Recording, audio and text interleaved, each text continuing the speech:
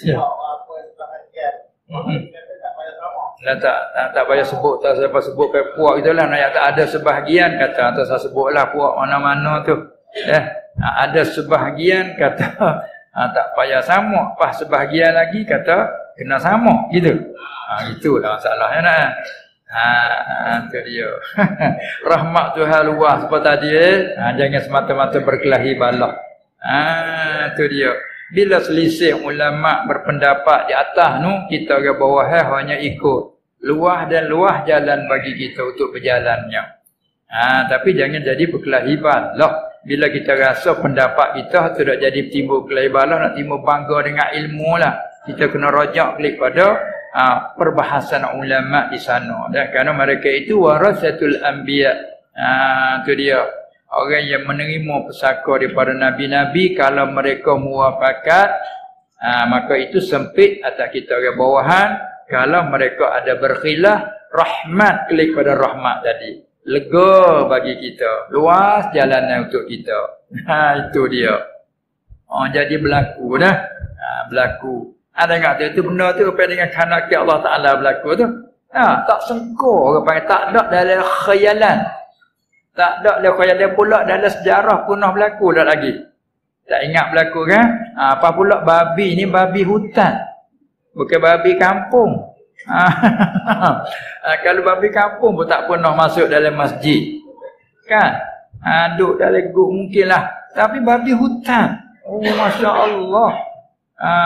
Tu dia masuk. Ada dalam itu dia gambar ada. Agak pukul dah. Gambar agak takak ada gambar. Ada. Tengok tu ajib. Babi hutan, babi apa panggil babi siung. Dia siung taring lah. Ya ada taringnya tu. Orang tani panggil siung, babi siung. Orang panggil raja bersiung gitu. Dia ada taring kan. Tu dia siung dia tu. Tu dia.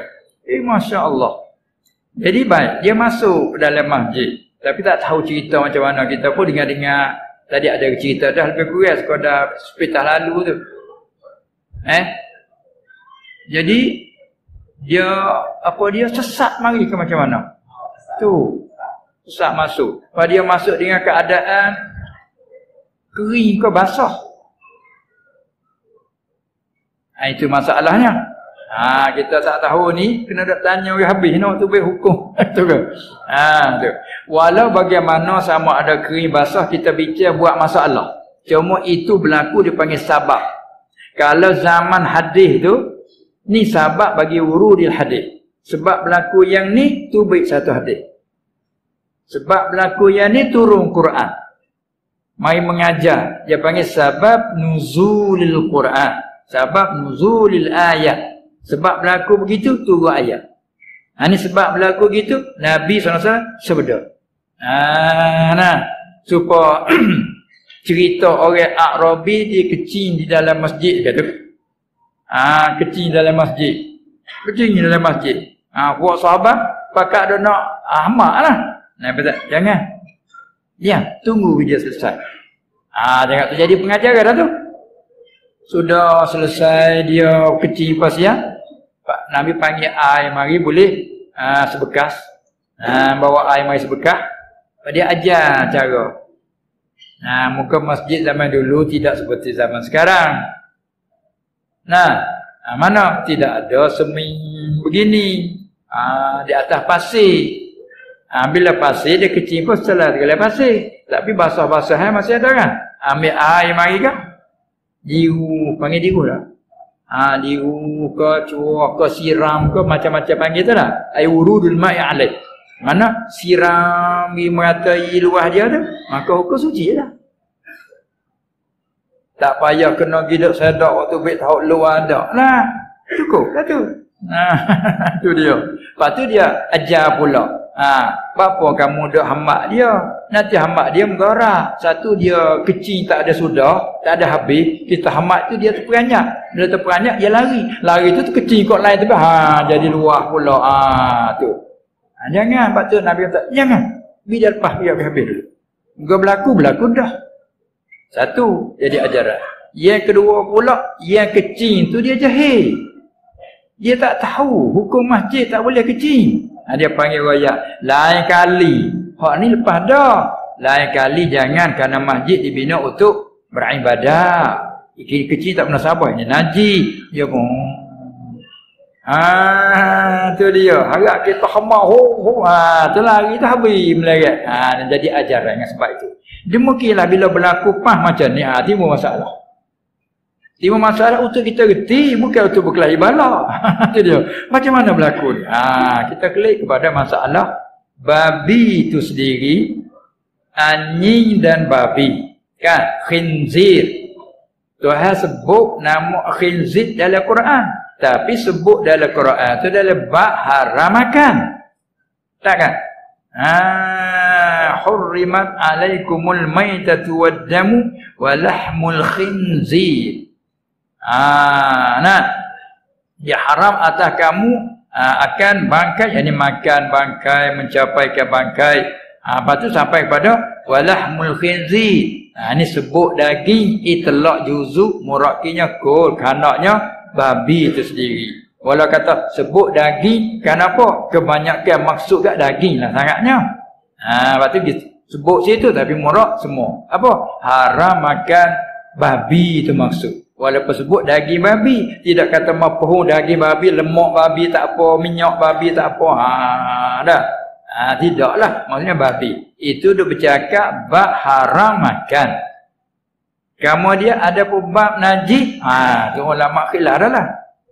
Sebab tak ada nas dia panggil di khilaf. Bila khilaf dah kita main mengaji cara kita mengaji. Kita mengaji dalam mazhab Syafi'i, kita kenal dalam mazhab Syafi'i kerana pembawa agama Islam masuk tempat kita dia bermazhab Syafi'i. Lepas tu dia ajar kitab-kitab mazhab Syafi'i, hukum mazhab Syafi'i daripada wuduk, bab ibadatnya, rukun wuduk ada. Apa kita tak kenal lagi hak lain. Mengaji bab najis pula. Kita kena kenal ke ain najis apa dia? Najis dia terbagi pula kepada mukhaffafah, kepada mutawassithah, kepada mughallazah. Itu mazhab Syafi'i. Kalau pergi setengah mazhab tak ada mukhaffafah. Dengar-dengar. Apa kerana main balah boleh lah. Jadi kita nak faham kita.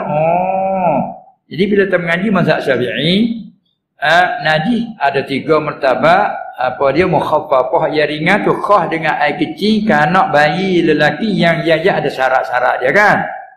Bila lain pada itu ada 2 martabat lagi, mutawassithah yang pertengahan, tilik kepada najis kanak-kanak tadi, hak tadi yang diringan, hak ni dikira pertengahan. Tilik kepada satu lagi, ringan dia sikit lalu dipanggil mutawassithah.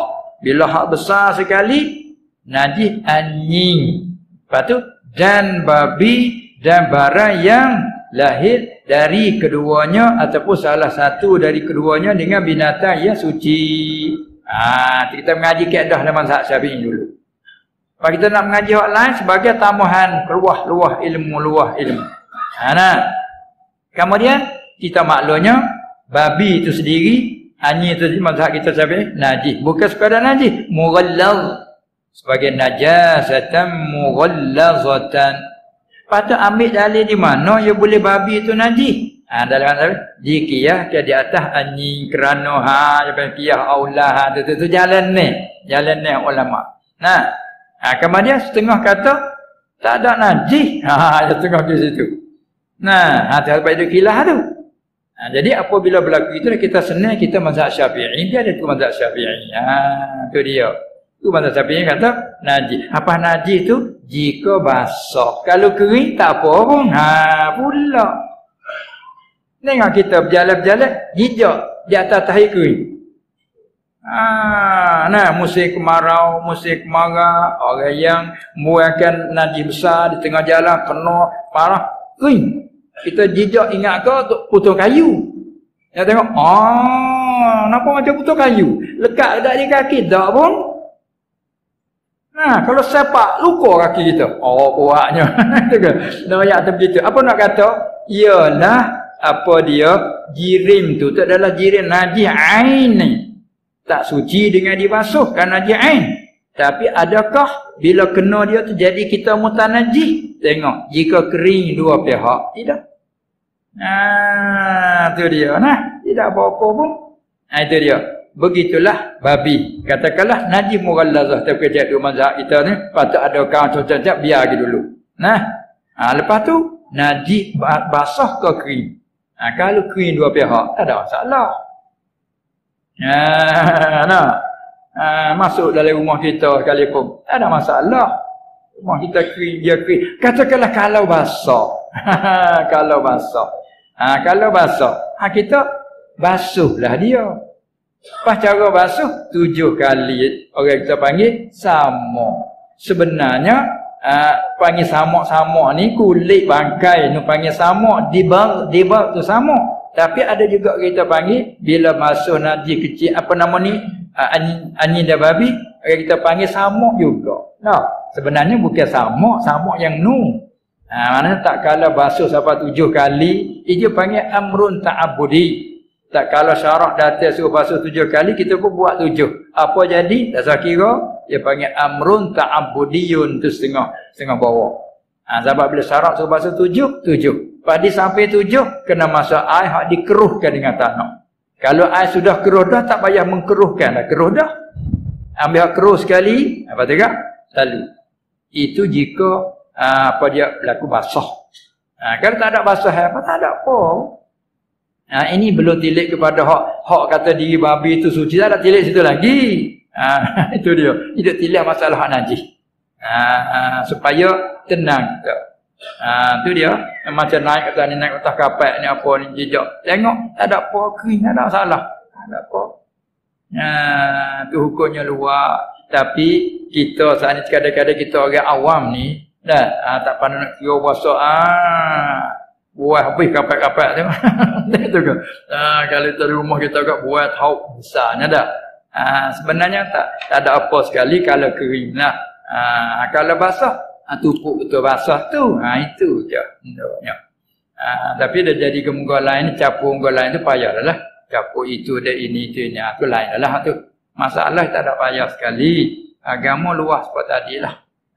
Kita berlaku tak kata mazhab kita Syafi'i, enggak kita sini bermazhab Syafi'i, yakni secara umumnya. Apabila kering tak ada masalah. Kalau basah betul tu ialah. Pas yang apa dia samak pula. Samak tu begini. Dia hak wajib samak ni atas, wajib atas siapa? Atas kita. Samak arti menyuci. Kita kena klik situ. Bagaimana kata samak kena kereta apa samak, bukan itu. Asalnya begini. Ya sakut dengan apa bab menyuci ni? Bab nazafah ni yang panggil maksud li ghairihi. Hak li zatihi ibadat. Kita nak sembahyang, tu maksud li zatihi. Kamu dia sembahyang kita tu tidak sah walaupun rukun sudah cukup, bila luput syarat tidak sah. Karena syarat ma yatawaqqafu alaihi sihhatu syai' wa laysa juz'an lahu. Kalau itu, nak sah sembahyang kita setelah cukup rukun dah, terhenti di atas mencukupi syarat. Setengah daripada syarat nak sah ibadat solat itu, kena suci. Suci siapa? Suci kita. Suci daripada najis yang tiada dimaafkan. Banyak kait. Suci daripada najis yang tiada dimaafkan. Suci pada apa? Banyak kait. Suci pada badannya, diri kita. Diri kita suci. Kalau kita qada hajat, buang air kecil air besar, mana sakutkan diri, kita sucikan. Kalau kata hadas, suci daripada hadas, kecil atau besar. Dengan cara wuduk, cara mandi, bagaimana maklum. Diri badan suci. Apabila suci kita nak sembahyang, mesti syarat kena tutupi aurat. Kalau perempuan lagi hebat. Kita lelaki ni sekurang-kurang atau pusat dulu tu katakanlah. Tapi kena suci juga. Sebab suci pada badannya dan suci pada pakaiannya. Pakaian tu. Pakaian kita nak pakai baju, apa lagi kopiah, kain dan sebagainya. Kena suci daripada najis tidak dimaafkan.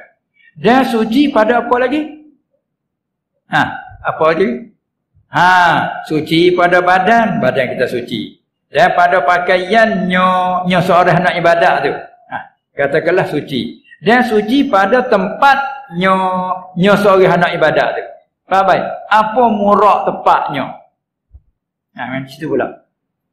Suti masjid tu. Apa murak tepatnya? Ngaji pula. Sekejap cerita pertama. Suci pada badannya waktu umum. Suci pada pakaiannya. Dia suci pada tempatnya. Apa makna tempatnya situ? Di mana murak dia? Tempat yang tempat sembahyang. Tempat sembahyang masjid, tempat sembahyang.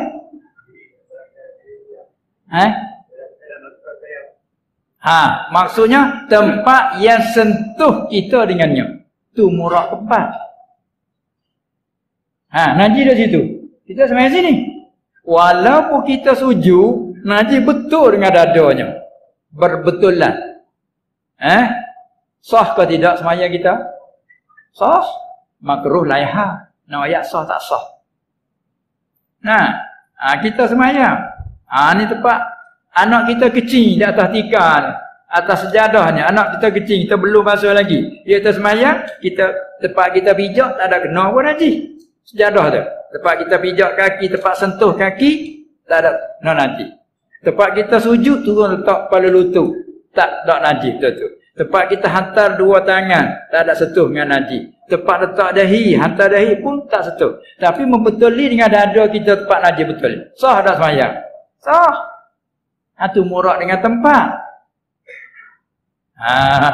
Itu dia dah. Murak dengan tempat. Tempat yang sentuh kita ketika kita gerak geri kita. Sebab itulah kalau kita sembahyang di atap tu rendah. Bila kita berdiri, tutup. Ada terjunjung. Orang petani panggil. Sini panggil apa? Terjunjung juga. Bila atas kepala panggil junjung lah. Kalau tak bahu, biku lah. Terjunjung. Tapi di atas ni, najis. Tak sah juga sebab ada sentuh. Sebab kena suci dirinya, pakaiannya, tempatnya. Murak tempat, barang hak sentuh ketika kita solat. Tidak pada barang yang membetulinya. Sebab tu kalau ketika kita sujud, najis ada, membetuli dengan dada. Membetuli tapi tidak tersentuh. Maka sah. Abang benda tak ada masalah. Apabila kata, kalau dah dia tu kering. Tak ada itu dia. Tempat pentingnya, nak kira sah tak sah solat kita tu. Maksud itu. Atau apabila baju kita kena najis, wajib atas kita menyucikan tu, basuh tu. Kalau najis mughallazah, atau najis mutawassitah, kita panggil basuh. Tapi kalau najis mughallazah, basuh juga sebenarnya, menyuci juga. Tapi orang kita halih panggil sama. Sebenarnya menyuci juga. Apabila tidak kena pada tempat, maka tak ada pada asal sah ibadat kita. Kalau dia masuk di mana, tak ada masalah. Sebab di masjid Nabi tu, anjing dia masuk tubik. Itu ayat. Tapi tempat kita ni, kerana beberapa sebab dah. Sebab satu, kita dah pada kena kata, anjing ni najis. Najis mughallazah. Babi najis mughallazah. Dia mau ikut kita tu, kita lari dah. Jadi sudah rajah di kita macam tu dah. Walaupun orang ayat kata, tak payahlah, anjing ni suci. Tengah masalah. Walaupun kita tahu kata suci, tapi di kita dah rajah dia kata najis. Tak ada lagi dah lah. Sarajah. Apa-apa bila sentuh kita, wajib atas kita menyucikan supaya Nabi sah ibadat. Itulah pendek kata luah lagi, dia kena periksa lagi hal kejadian macam mana, dia kena periksa situ lagi. Kena hukum tak boleh. Dia duk kecek masalah.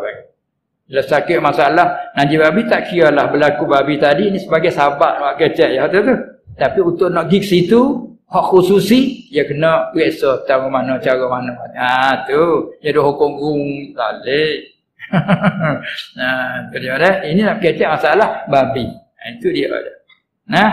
Kalau pergi di atas kaum mazhab yang mengatakan suci, tak ada hak lah. Itu dia. Itulah di antaranya bab masalah